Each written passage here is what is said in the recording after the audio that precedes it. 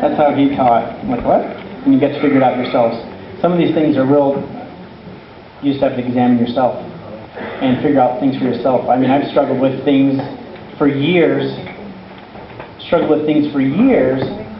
and then some things were just gone right away.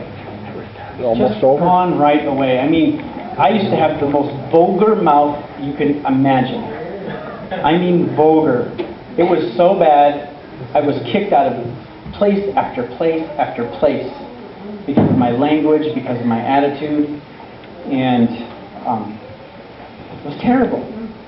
And it's like once I gave that opportunity for God to be in my life, I just gone. Oh, sure, I had the occasional, I smashed my finger trying to work on the dumb car, right? Amen. But otherwise, gone. Yet other things weren't. The last time I was here, there was a gentleman that came up to me and said, I'm new to this thing, meaning God. This was here. And he said, I'm new to this thing and just wondering when my language will stop. That's what he said. It's different for everyone. I don't have an answer for that.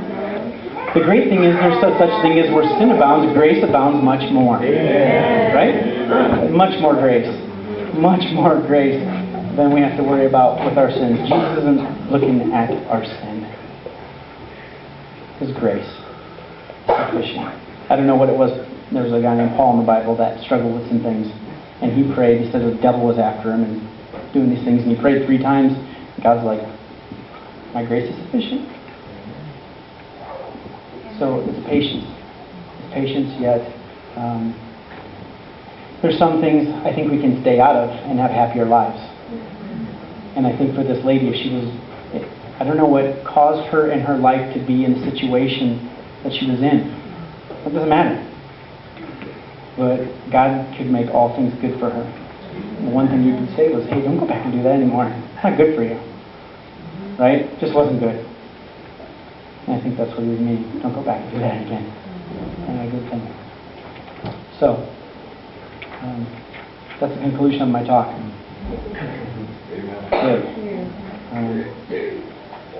I'd like for you to think about this, to meditate on it, and I was going to have one more. If you guys don't mind standing up here just for a little bit longer, what I'd like for you to do, and I think is important, is for us to just one more time, because I think it's important to connect with people, is that we would talk about how you've experienced God today.